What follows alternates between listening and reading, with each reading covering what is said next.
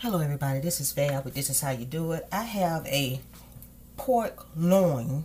Now, I cut it in half, and this is the second half, and I'm going to take this because I have a small family. So this was double the size. I've already cooked it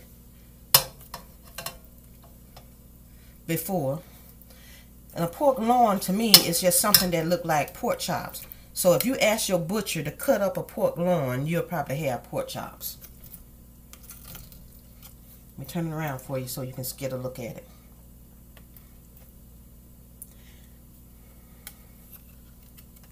Now what I'm going to do is take this, without going to lay it meat side down, because I want all the flavor to get into meat, because if you have the other, this bone side down, the juices will be in the bottom of the pan.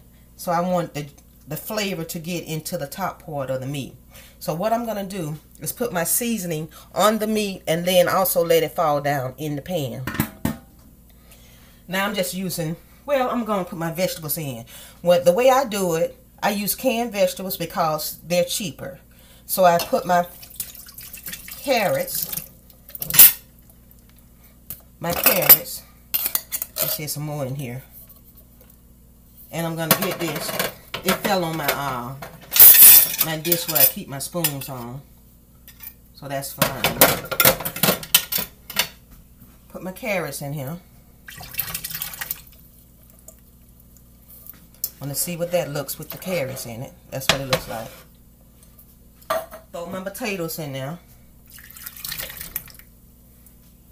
I think these carrots and potatoes were like 40-some cents a can at Walmart. I'm leaving the juice in it because I was going to add water anyway so the meat won't dry out. So I leave the juice from the cans in there. Now when I bought my bell peppers, before they went bad, I kind of like cut them up to freeze them for a time when I needed to use them. Put some bell peppers in there. Give me some onions that I cut up and saved because I had so many onions.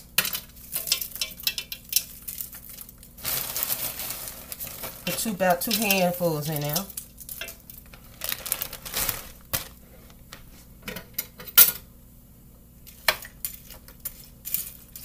Can you see what's going on in the pot? I guess I'll bring you a little closer so you can see a little better. If you can't see it better already. I'll bring you a little closer. It won't hurt nothing, will it? There. Now I'm going to put seasoning in it. Now when it comes to seasoning, I know people be saying, well, how much of this you put in it? How much of that you put in it? Well, when it comes to seasoning, to me, if you're used to cooking, and even if you're not, just get the seasoning that you have on your shelf. Don't go out your way and try to say, I need to get parsley for this. I need to get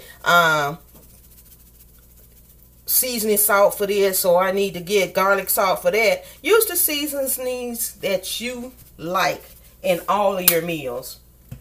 What I normally do, whatever I got in the cabinet, I just sprinkle it on there. That was all-purpose seasoning there. This is a little chili. This is what I have in my cabinet. This is a little onion salt. Well, it's not onion powder. This is onion powder. This is what I have. So I want this to be a very flavorful meal. This is parsley.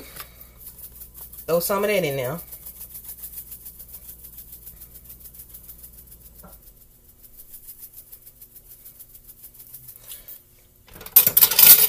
I'm going to push this over so this will be in the center of everything that's going on here. Rotate them vegetables going around it. Well, you say, Val, them vegetables are already cooked. Don't they supposed to be raw? It won't hurt them. They'll still look like that when they get through it. It won't even fall apart. Then this here is a little garlic powder.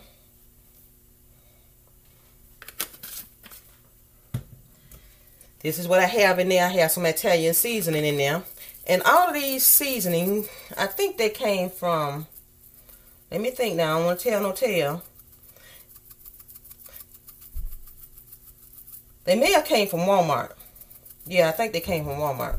Yeah, the Great Value thing on there. So you go to Walmart and you get Great Value, the cheapest seasoning they got. Try to get one of everything, and you'll have everything I got. And this is some cumin.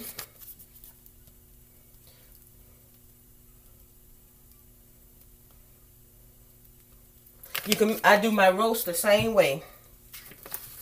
And this is some lemon pepper seasoning, because that was in the bags when I bought them. Now, I can put this in the oven for about an hour, 2 hours, checking to see if it's like I want it. Maybe even 3 hours, depending on how fast I cook it. But this particular batch right here, y'all, guess what I'm going to do? I'm going to turn on this flame right here, cook it slow. And you know, check it every now and then. I'm going to check it probably every 30 minutes to every hour to see if it's the tendency that I would like it to be. Because the flame is going to be low and it's not going to be a particular temperature using the oven. It's going to be on top of the stove. Pork loin cooked on top of the stove. Turn on my flame. Turn down my fire. This is sort of like cooking it in a crock pot. If you put your meat in a crock pot, go home, go to work, this is what this would be. See that my flame? Which I'm going to turn my flame down just a little bit more because I'm going to slow cook this all day. And I'm going to have to edit to show y'all what this is going to look like. Because I'm not ready for it right now. Right now, it is like 7 o'clock in the morning, 7:30 in the morning. I'm cooking my dinner. Put this top on there.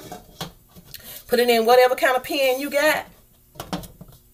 That way the juices would not escape. It would not cook down and then burn your meat or scotch your pan. What it's going to do, it's going to make more juice in this pan. And that juice in this pan, you can get your rice cooker and make you some rice using that juice. Or you don't even use your rice cooker. Get your boiler, pour this juice into a boiler, and then make some use those good old seasonings that's coming off of that meat and make you something else, like some vegetables, or some rice in a boiler.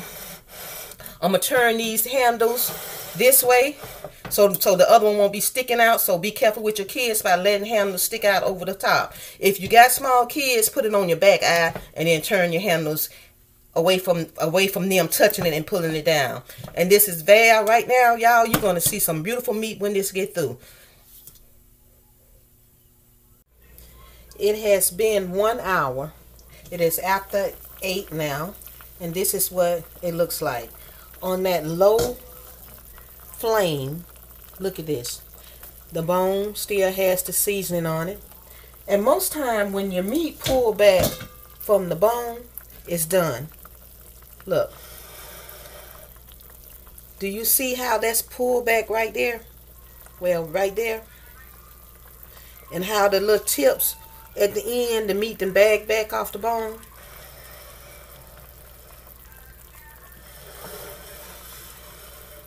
Now, most people will let this rest and sit for a while.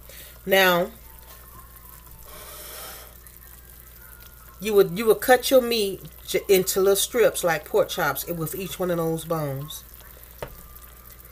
And to show you my potatoes, to show you that they haven't fell apart, get one of these. To pick one of them up. Make sure they fell back in there.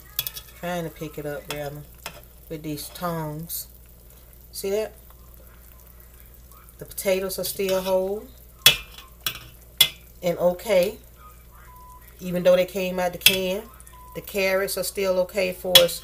The texture after an hour cooking. See, I would normally pick them up with a spoon anyway, so let me do it that way. See that? The juices has gotten into the meat. My dinner is done. So I'm going to cut it off right here and let the meat rest.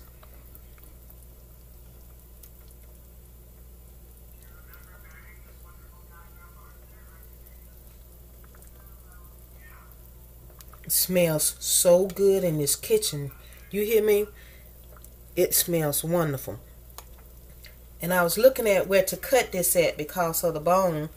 I don't have an axe, so I'm checking it out where I want to place my knife. But I'm going to let this sit and cool. And this is Val, but this is how you do it. Pork loin on top of the stove. Cut my file. If you haven't already subscribed, hit that subscribe button and catch my next video. And I appreciate all of your time and your support. Thank you so much. Bye-bye. I just washed some rice and pulled the juice off my pork loin. Pulled the juice off of it into a pan. I'm going to set this over here.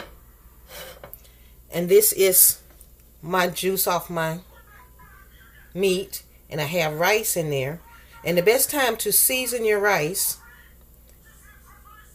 is when it's raw. So I'm going to turn it on a low flame. And the ratio of the water on rice is 2 to 1. So if you got a cup of rice, you use 2 cups of water. I can eyeball it most of the time, so I'm gonna go add some more water to this because that juice wasn't enough to take it about halfway. And I'm gonna season my water again. I'm gonna put a little butter in it.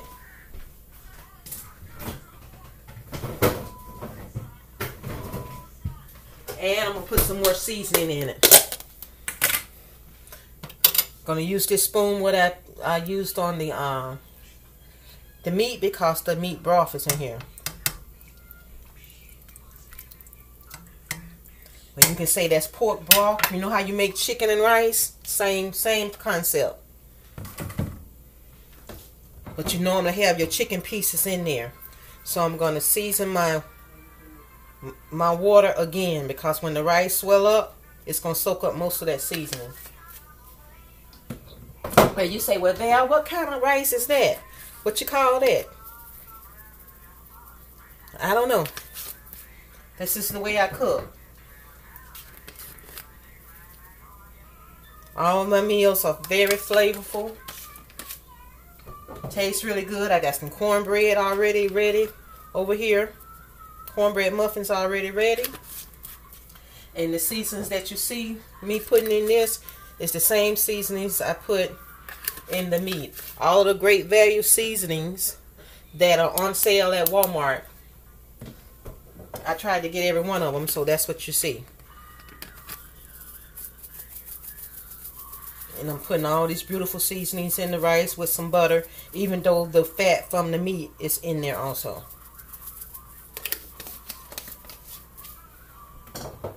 Well, you say the fat from the meat. Yes, when meat cooks, it renders a fat or oil.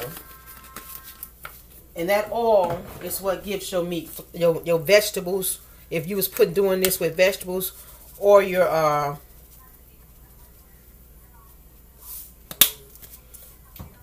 rice flavor.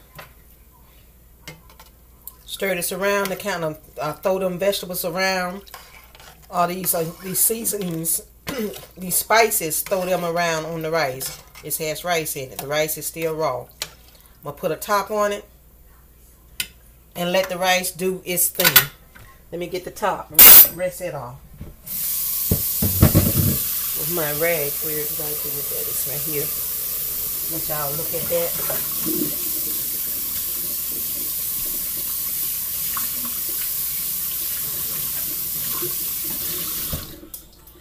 And we're going to put this here. Check back in a few minutes, okay? Well, my rice is cooked as much as I would like it to cook. I put my vegetables on a platter. My meat also, I've sliced a piece off for Willie to have for lunch. This is it right here.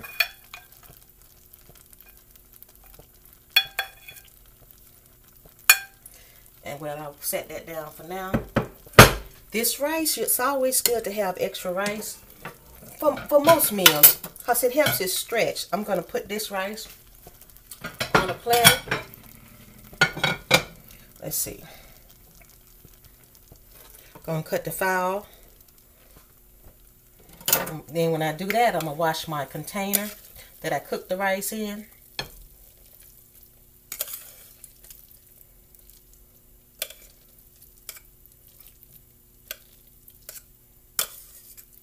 Look at that. Isn't that wonderful? Rice is always, this is 3 cups of rice, little small cups that you put in your rice cooker with 9 cups of water.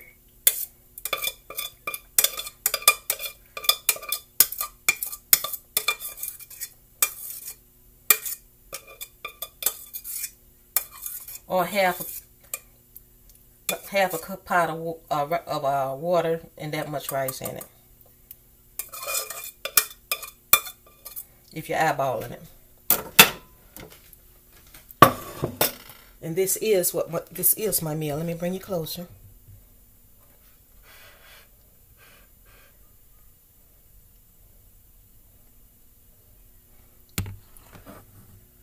And for camera's sake, I will go ahead on and plate something. If you're having meals sitting at the table with your family, this is the way you do it. Little rice. Okay, somebody get about 1 or 2 potatoes. The reason I cook the rice because the potatoes are gonna go pretty fast, and when your potatoes are all gone, you still have an extra starch.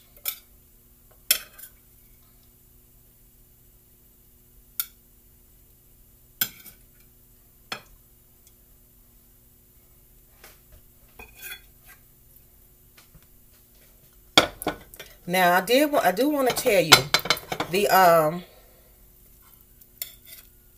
the meat was a little rare, so if you don't like your meat to be rare, cook it an hour or 2, so when you won't have the blood in your meat or the redness of your meat. If you don't like that sort of thing. And this is Val with This Is How You Do It. I would like to thank all of you guys for joining me. And please feel free to hit that subscribe button. And this was something that I made that everybody could have access to. I like to cook in a way that I use seasonings that everyone can use. I use canned goods and I use meat that you can pick up at any supermarket. I picked this sirloin at a regular store.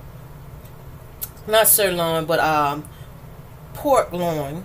At any store. You can do this with a roast if you would like. And this is Val with This Is How You Do It. Don't forget to like, share it with somebody, and I do appreciate that. Thank you so much. Bye bye now. Oh yeah, don't forget your cornbread, y'all. I didn't put that on the plate. Thank you so much. Bye y'all. I didn't like the way the meat looked when I cut it, so what I did was I seared it. And sear it means just once I cut it in sections, I took the meat and put it in a skillet and cooked it on both sides like that. Because I don't want the red in the meat, and I want to make sure y'all know that if your meat is red, go ahead on and when you slice it, flip it, put it in a pan, let it fry on one side, then flip it over and let it fry on the other side. And this is Val, but This Is How You Do It. I know I got all these patched together, but this is the last video. Thank you so much. Enjoy it. Bye-bye now.